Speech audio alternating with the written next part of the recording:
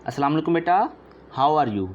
आज हम nature of light का 7वां और आखिरी टॉपिक डिस्कस करेंगे और इसका नाम है पोलराइजेशन ऑफ लाइट। तो आइए बेटा स्टार्ट करें। और सबसे पहले हम देखते हैं कि लाइट क्या है।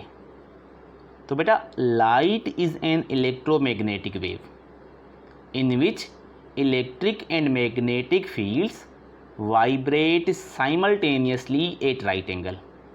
लाइट एक इलेक्ट्रोमैग्नेटिक वेव है जिसमें इलेक्ट्रिक और मैग्नेटिक फील्ड्स जो हैं वो साइमल्टेनियसली वाइब्रेट करती हैं 90 डिग्री बनाकर। जैसे कि आप यहाँ पर देखोगे कि इसके अंदर ये जो येलो है ये इलेक्ट्रिकल फील्ड है और रेड जो है ये मैग्नेटिक फील्ड है। येलो इलेक्ट्रिकल फील्ड जो है ये वर्टिकल प्लेन में वाइब्रेट कर रही है और रेड जो मैग्नेटिक फील्ड है ये हॉरिजॉन्टल प्लेन में वाइब्रेट कर रही है। तो इलेक्ट्रिक और मैग्नेटिक फील्ड इन दोनों का जो प्लेन होता है ये आपस में परपेंडिकुलर होता है। और सिर्फ यही नहीं, जिस डायरेक्शन में लाइट ट्रेवल करती है उन दोनों पर भी ये परपेंडिकुलर होते हैं। यानी आपस में तो ये परपेंडिकुलर होती ही हैं पर फर्दर लाइट की डायरेक्शन पर भी परपेंडिकुलर होती हैं। और इसी वजह से हम लाइट को ट्रांसवर्स वेव भी बोलते हैं। और बेटा आगे जाकर देखेंगे कि पोलराइजेशन सिर्फ ट्रांसवर्स वेव में होती है। ठीक हो गया। तो जिस तरीके से एक्स एक्सिस, वाई एक्सिस और जेड एक्सिस होती हैं तीनों एक दूसरे पर म्यूचुअली परपेंडिकुलर, इसी तरीके से लाइट के अंदर इलेक्ट्रिकल फील्ड, मैग्नेटिक फील्ड और लाइट की अपनी वेलोसिटी ये तीनों म्यूचुअली परपेंडिकुलर होती हैं। समझ में आया? अच्छा, अब लाइट में वैसे तो इलेक्ट्रिक और मैग्नेटिक फील्ड दोनों होती हैं पर इलेक्ट्रिकल फील्ड जो है वो मैग्नेटिक फील्ड के मुकाबले में बहुत ज़्यादा स्ट्रांग होती है। बेटा स्पीड ऑफ लाइट जो c है वो electrical field to magnetic field का रेशो होता है। तो अगर हम जो मैग्नेटिक फील्ड इधर ले आएँ तो फिर इलेक्ट्रिकल फील्ड जो है वो 3 × 10⁸ टाइम्स ज़्यादा होती है as compare to magnetic field. समझ में आया? इसी वजह से हम आगे लाइट के अंदर सिर्फ इलेक्ट्रिकल फील्ड की स्टडी करेंगे। यहाँ आप ऐसे समझो कि पोलराइजेशन को समझने के लिए हम मैग्नेटिक फील्ड को इग्नोर करेंगे और सिर्फ इलेक्ट्रिकल फील्ड को आगे डिस्कस करेंगे। समझ में आया? अच्छा, अब हम देखते हैं कि अनपोलराइज्ड लाइट क्या है। ठीक है, a light wave that is vibrating in more than one plane is referred to as unpolarized light। बेटा ऐसी लाइट जो एक से ज़्यादा प्लेन के अंदर वाइब्रेट करे तो उसको हम अनपोलराइज्ड लाइट बोलेंगे। ठीक है, जैसे आपने यहाँ पर देखा कि हमने मैग्नेटिक फील्ड को तो इग्नोर किया और जो इलेक्ट्रिकल फील्ड है वो एक प्लेन में वाइब्रेट नहीं कर रही। ठीक है, ये देखो वर्टिकल प्लेन में भी है और हॉरिजॉन्टल प्लेन में भी है और इसके अलावा बाकी जो प्लेन्स होते हैं उनमें भी ये वाइब्रेट करती है। तो रेड वाली तो इसमें है नहीं, मैग्नेटिक फील्ड को तो हमने इग्नोर किया है। तो बाकी जो इलेक्ट्रिकल फील्ड है वो भी सारे प्लेन में होती है अनपोलराइज्ड लाइट में। ठीक है, और इसको हम इस तरीके से भी इंडिकेट करते हैं। ये देखो वर्टिकल प्लेन में भी है, हॉरिजॉन्टल प्लेन में भी है और इसके अलावा ये जो दरमियान वाले प्लेन में होते हैं इनमें भी होती है। तो ऐसी लाइट जो ऑल पॉसिबल प्लेन में वाइब्रेट कर रही हो तो उसको हम अनपोलराइज्ड लाइट बोलते हैं, जैसे कि यहाँ पर देख रहे हो। और इसको हम इस तरीके से इंडिकेट करते हैं। अब ये जो ऑर्डिनरी लाइट होती है जो सन में से निकलती है या लैंप में से निकलती है या कैंडल फ्लेम में होती है, ये अनपोलराइज्ड लाइट होती है क्योंकि बेटा वो इस तरीके की होती है, उसके अंदर जो वाइब्रेशंस होती हैं वो ऑल प्लेन के अंदर अकर होती हैं।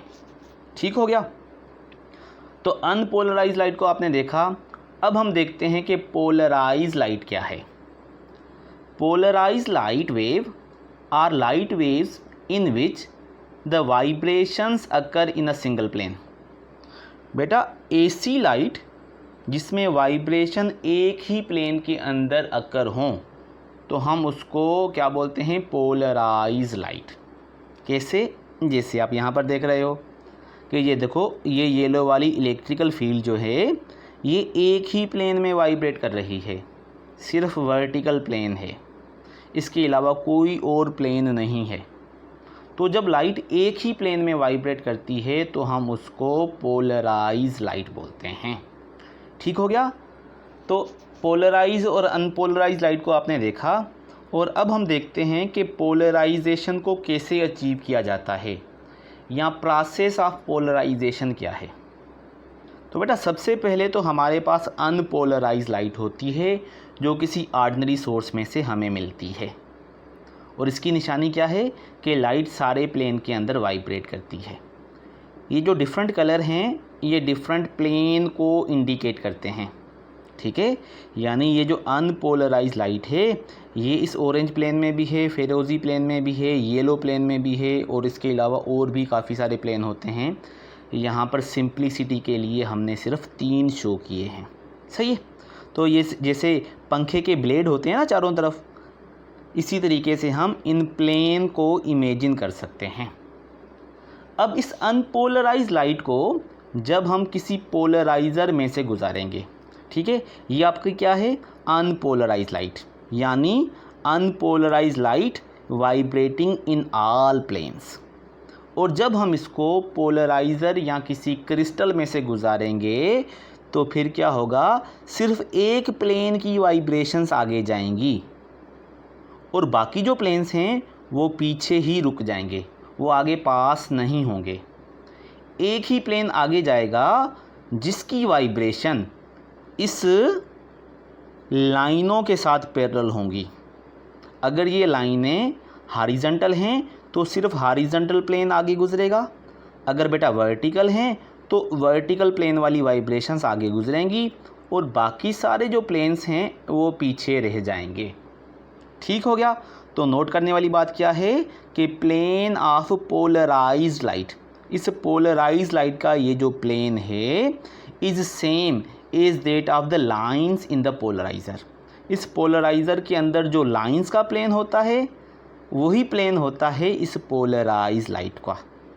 और इस पूरे प्रोसेस को, ये जो प्रोसेस है जिसमें आपने अनपोलराइज्ड लाइट को पोलराइज़र में से गुजारा और आगे आपको पोलराइज्ड लाइट मिली, इसको हम पोलराइजेशन बोलते हैं। यानी कि process of transforming unpolarized light into polarized light is known as polarization. ठीक है, इसको हम पोलराइजेशन बोलते हैं। ठीक हो गया बेटा? तो अब हम देख लेते हैं कि पोलराइज़र और एनालाइज़र क्या होता है। ठीक है बेटा? तो ऑर्डिनरी लाइट जो अनपोलराइज्ड लाइट होती है उसको हम इस तरीके से भी इंडिकेट करते हैं। ठीक है, यहाँ पर ये एरो जो है ये अप एंड डाउन वाइब्रेशंस को इंडिकेट करते हैं, और बेटा ये जो डॉट हैं ये इन एंड आउट यानी इनटू द पेज और out of the page vibrations को इंडिकेट करते हैं।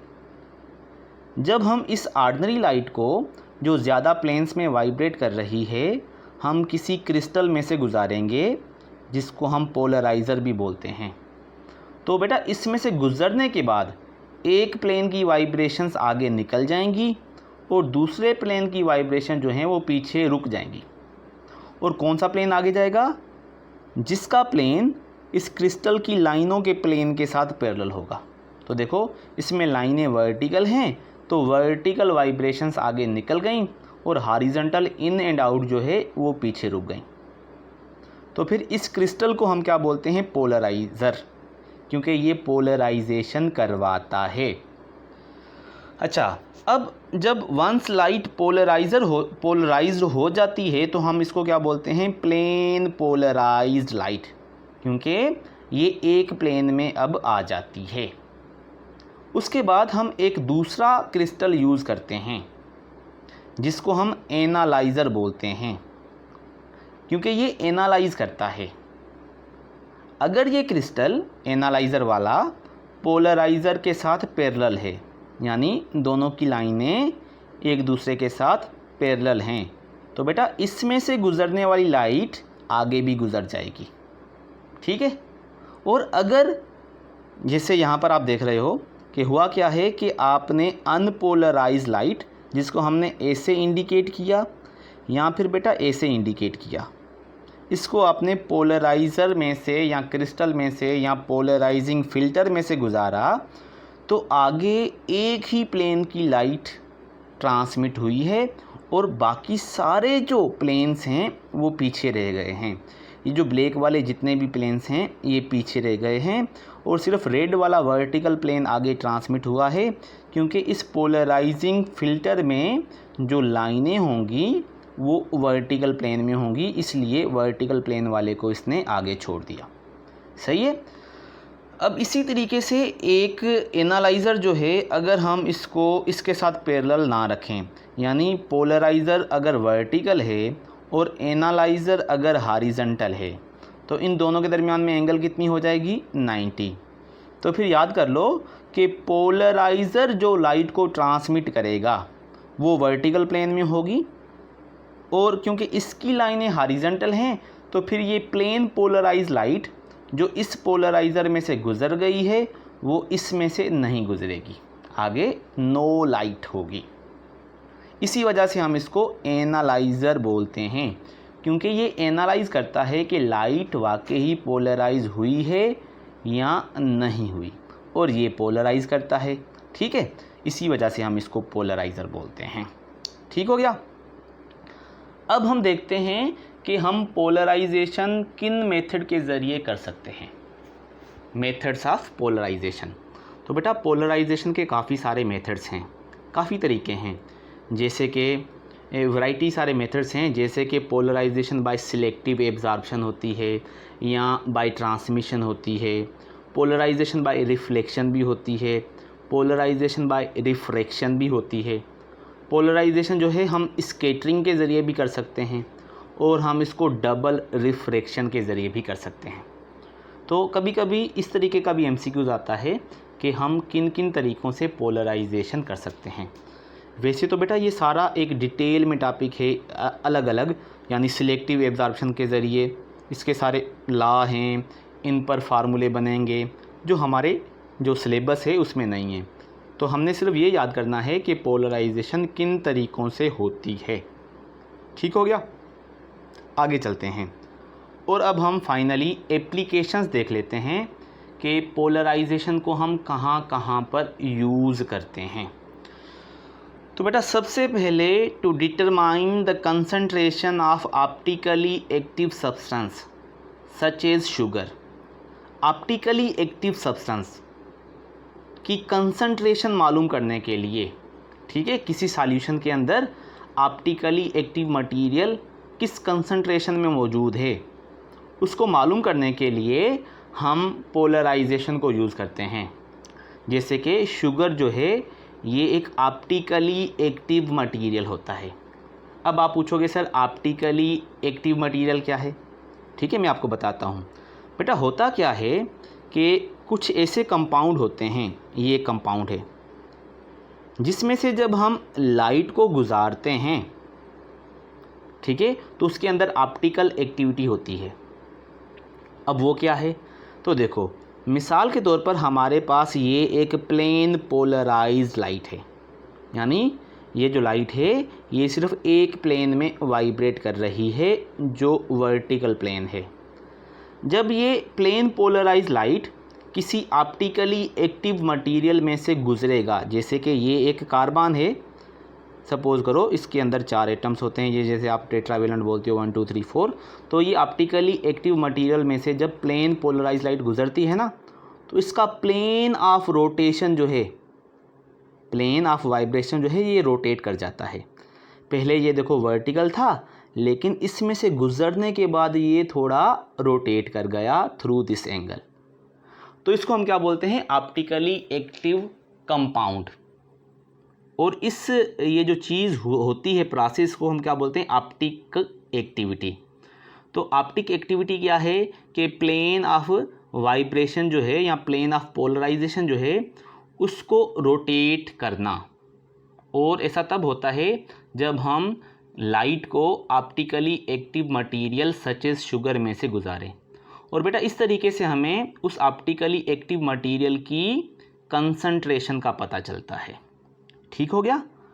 अब इसके अलावा to enhance the effect of sky and clouds in photography, photography में जो हम ये फ़ोटो वगैरह निकालते हैं इसके अंदर जो स्काई इफ़ेक्ट है, ठीक है, इसको इन्हांस करने के लिए या क्लाउड्स वगैरह को इन्हांस करने के लिए हम पोलराइजेशन को यूज़ करते हैं।